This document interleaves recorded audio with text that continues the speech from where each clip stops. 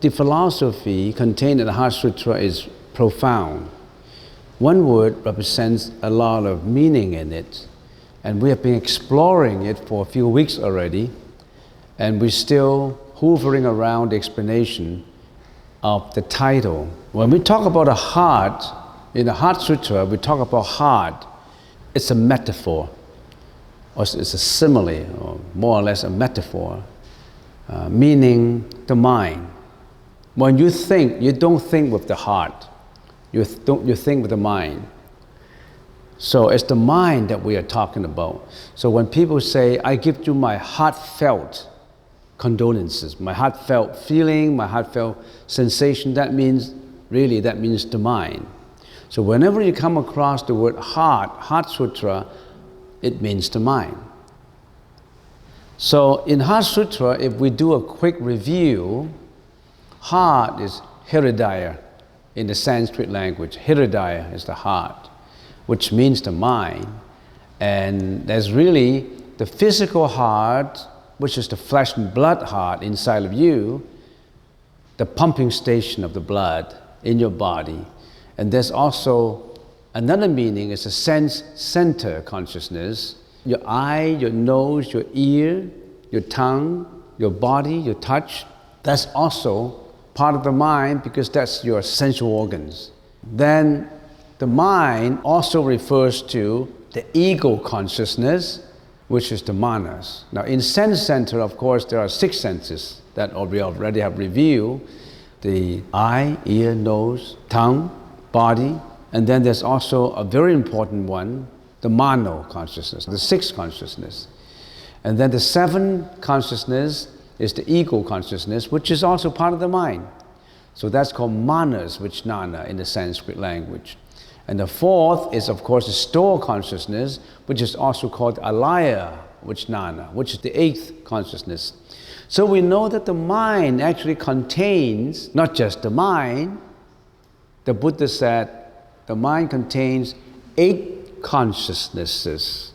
And you really have to know each one of them. We already have explained in detail. Very few people know that all this mind, or whatever you call it, heart, is the false mind. That's not the real mind. All these 8 consciousnesses pertain not to the true mind, it's to the false, polluted mind. You and I, we've been using our polluted mind to think, our polluted mind to react, to interact with whatever objects come up. We haven't been using the true mind. We've been using the polluted, interactive mind. So actually, we have what we call the false mind and the true mind. Some newcomers may have a question in their mind. Why do I have to know this? That's what the Buddha is talking about. When you come to study or to research on or to investigate on what the Buddha is talking about, the Buddha is not talking about blind faith. The Buddha is not talking about worshipping. The Buddha is talking about the study of your own mind. Do you know yourself? You have to study your own mind. You have to know what your own mind is doing. You have to be responsible for your own mind. And you may question and say, of course I'm responsible for my own mind. I'm the master of my own mind. If you are really the controller of your own mind, how come you get greedy? How come you get jealous? How come you get depressive state of mind? How come you get arrogance? How come you have done all these mind?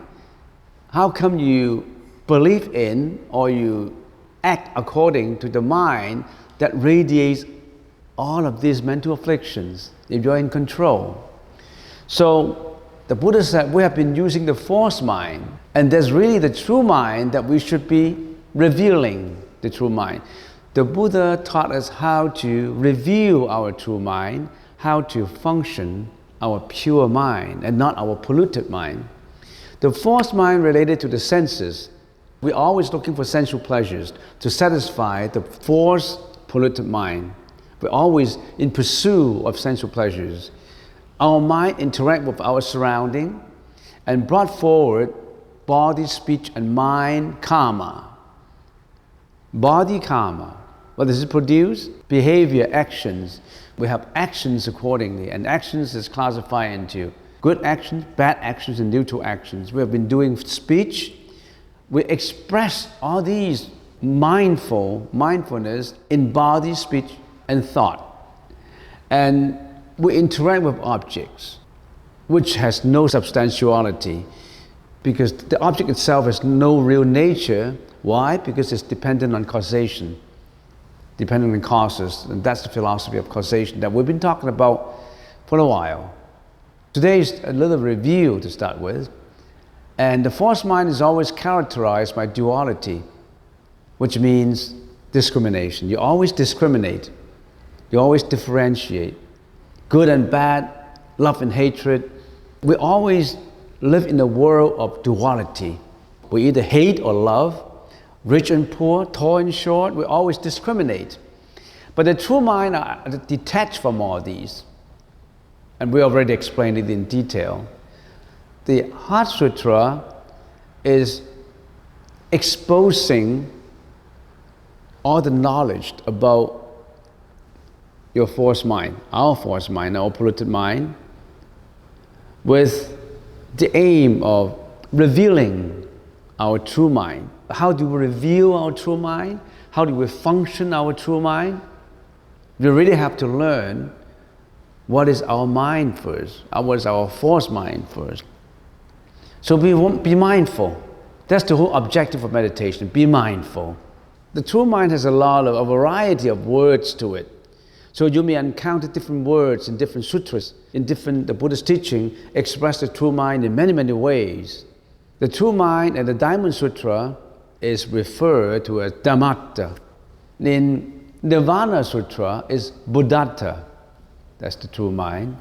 In Sutra of Perfect Enlightenment, it calls the true mind Dharani. In Sarangama Sutra, it calls the true mind Eternal Truth Mind. Very direct. In the Heart Sutra, it's called Sarvasunyata.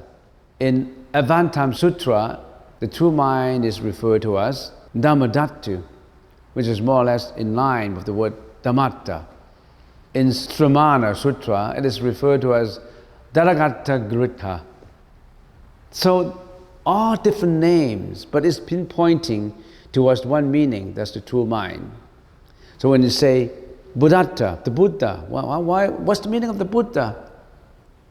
The one who's awakened from the force mind and have totally revealed his true mind. So that's the Buddha. And completely enlightened with the pure, unpolluted mind. In a sutra, Sarangama Sutra says, the top is the Chinese language.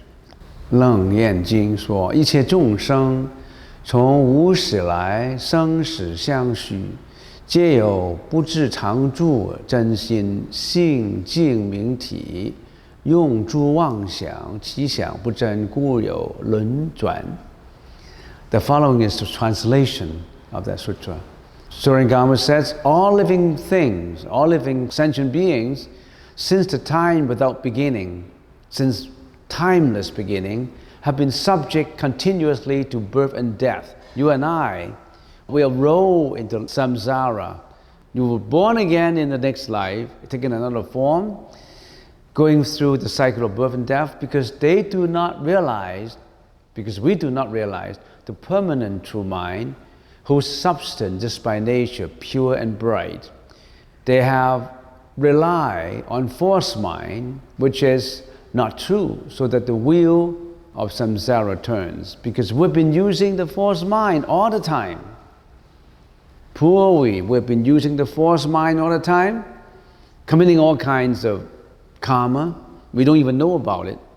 And because of the karma that we committed, we produce, we couldn't get away from cause and effect. You reap what you sowed. So with whatever we have done, with the karmic energy in us, we roll into the next life according to our karmic energy. Buddhism is nothing but the study of the mind, and we call that the heart, the study of your heart, or the study of your mind. In explaining consciousness, last but not least, before we explain the word Sutra, when we talk about our own consciousness, there are 4 interdependent functions in every one of our consciousness. In the eye consciousness, ear consciousness, nose consciousness, tongue consciousness. In every one of our consciousness, there are 4 functions to it that we have to remember. Otherwise, you cannot study consciousness because you got to know all this terminology. The first one is the object or the seen portion, the object. In the Chinese language, 相分, the object or the seen portion. When my eyes look at you, you are the seen portion of my eye consciousness. When my eyes look at you, you are the object of my eye consciousness. When my ears listen to you, your sound is the object of the heard portion of my ear consciousness. When my nose smells fragrance, the fragrance is the object or the smell portion of my nose consciousness. When my tongue tastes food, the food is the object, and my taste buds is tasting the object. So every consciousness has an object to it, or the seen portion, or the perceived portion, the smell portion. The second is the subjective, or the seeing portion, the subjective, 见分. The subjective, you are the subject. Your eyes is the subject of the object, the seen portion. Your ear is the subject of the perceived, of the heard portion. So there's a subject and there's an object. Why is this important? We're analyzing, the Buddha told us to analyze every part of our consciousness. When you understand your own consciousness, when you understand your own mind, the power comes. You may not know about it. That's the reason why in North America they have the positive thinkers. They say the mind is the most powerful. But they only talk about it. They're only motivating you by saying the mind is the most powerful. The Buddha goes in depth into why the mind is powerful, how to reveal the power in your mind, how to get that power working for you, not towards acquisition of material, but towards the saintly path of an awakening, the saintly path of nirvana, the saintly path of enlightenment, not towards further acquisitions. Positive thinkers may motivate your mind to want, to acquire more material, more wealth, more money. But the Buddha said, happiness, joy is not from acquisition. As a matter of fact, every acquisition deprives you a little bit of your freedom, increase you a little bit of your suffering. You think you acquire more? The more you acquire, the happier you are.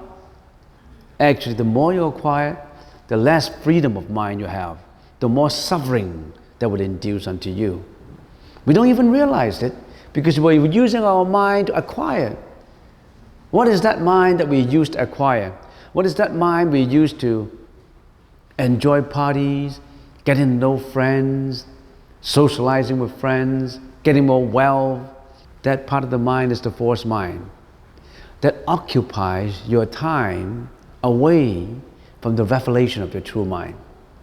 So in other words, the more you're involved with acquisition of wealth, the less time you have for purification of the mind, of your own mind.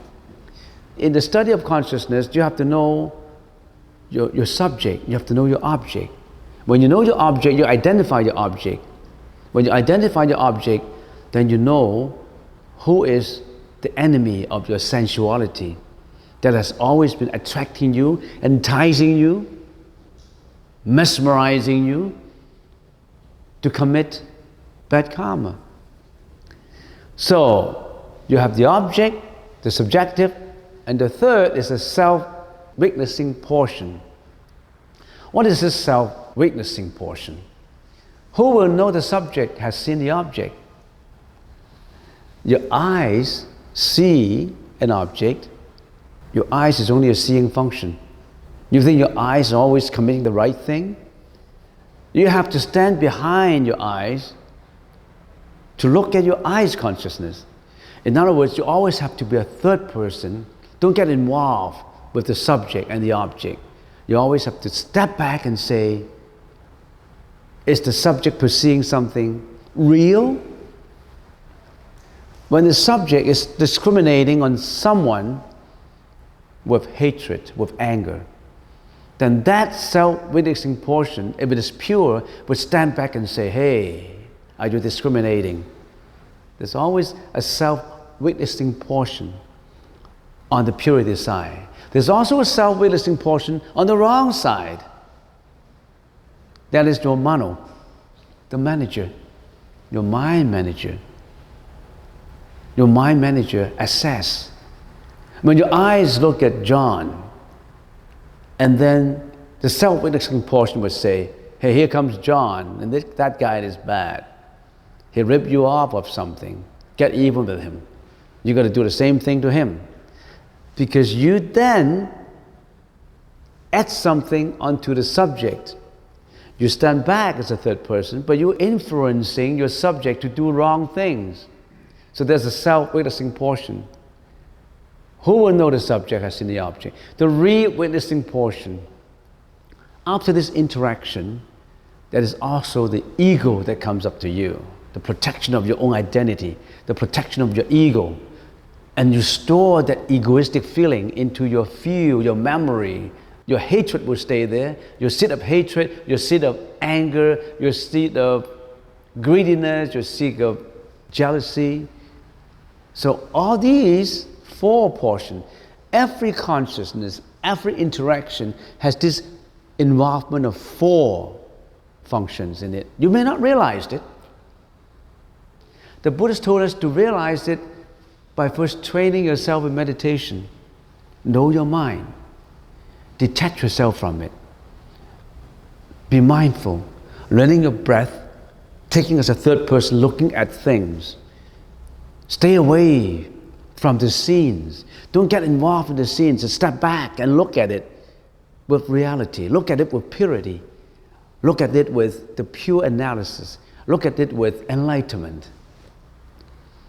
And I can give you a further example. For example, that's about an explanation on the polluted mind. A sheet of paper is the object. The subjective is the measuring instrument to measure it. So you have a tape measuring an object. So the object, for example, the table is the object.